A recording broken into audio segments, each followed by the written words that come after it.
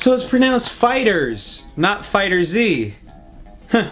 Look at that. Yo dudes and dudettes, your friendly neighborhood Jaxblade is back, wrapping up this January exclusive series of just looking at how the Z Fighter started out, at what they evolved to and what they de-evolved to in, you know, Dragon Ball Super. And yes, we all know the art style and animators change of this series, but it's just fun to look at and just go, wow, you used to be looking like this and now you're like this, and now it's just like, oh bro, you know, for some of them. And originally I was going to make this just like 3 separate videos, but when looking at the scripts, I honestly was like, okay, this is, you know, back to back, like I could just literally fuse this into one video. So I figured I just put all the humans together, you know, besides Chaozu. He didn't freaking change whatsoever. So yeah, so it'll be focusing on Krillin, Tien, and Yamcha for this video. And this is just going to be wrapping up the thing, though I may have a bonus coming before the month is up. I'm not sure if I want to do it, but you know, I'll do it. Now I'll make this. I have a bonus one coming up after this because a lot of you have been asking for it. So there you go, you have that to look forward to. But without further ado, let's look at the body progression of all the human Z fighters that just changed over the years. And since Krillin was the only one to get a badass Optimus Prime intro in the 90s,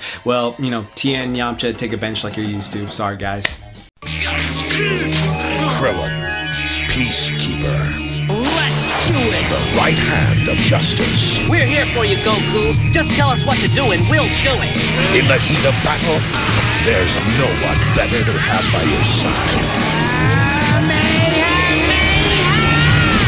Let's start with the small, lovable Baldy who scored one of the hottest gals in the series, the Krillmeister.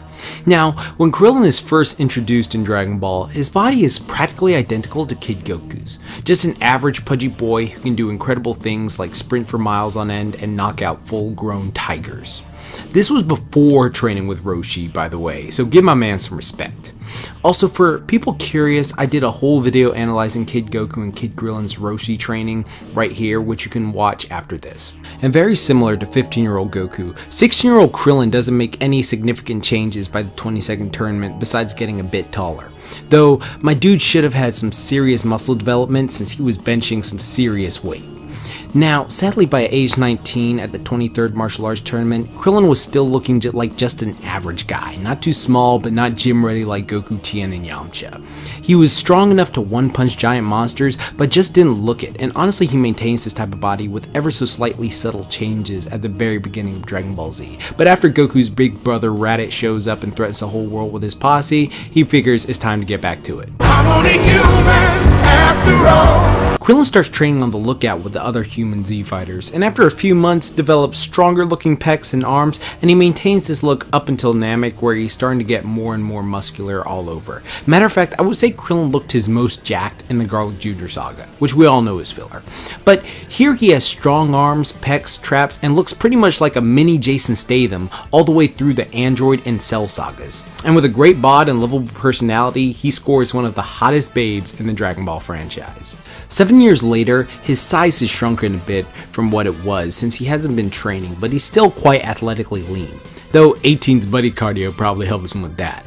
And honestly, after the Buu saga, this is the part where Krillin starts to shrink. Like in height as well, it's weird, but honestly in Dragon Ball Super, he goes back to being somewhat smaller than he was at the start of Dragon Ball Z. No muscle outlines whatsoever, but after getting pumped up for the Tournament of Power, he gains some muscle mass back, but still is not the size as he was when he was actively training. But still gotta give my man Krillin props. But next up, let's move on to the man with big delts and trapezius, which made Launch act the sleaziest. Damn! Everyone would definitely fuck his brains out if I got the chance. Now Tien knew damn well what he was doing from the beginning, that his body was one to be admired. At the 22nd tournament in Dragon Ball, we see Tien with his big chest to bang girls from east to west. Insane buys and tries to cross any girl's eyes and make them want to open them thighs. He knew from the get-go what he was doing with that shirtless physique. Tien has that body that is a temple, and truly shows he took care of it.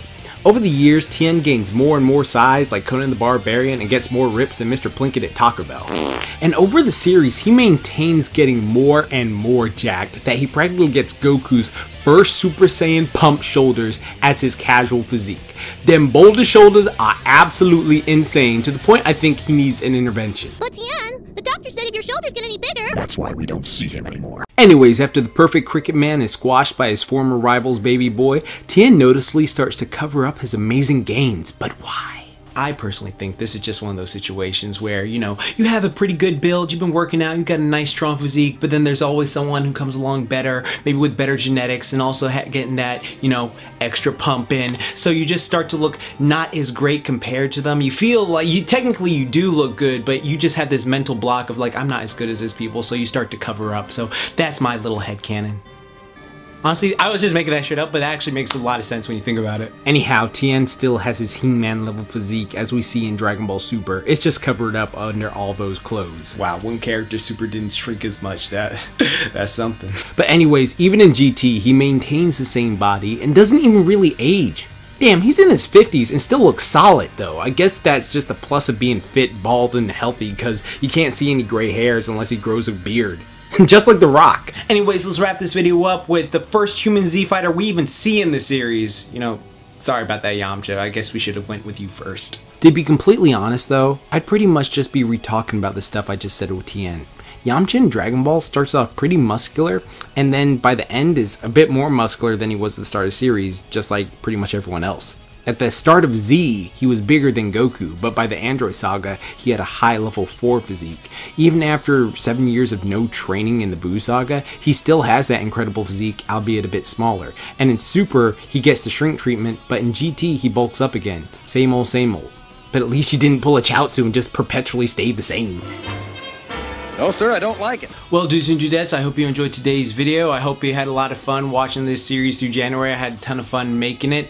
And yeah, like I said, there's going to be a bonus video coming because a lot of people asked for it. You already know who it is.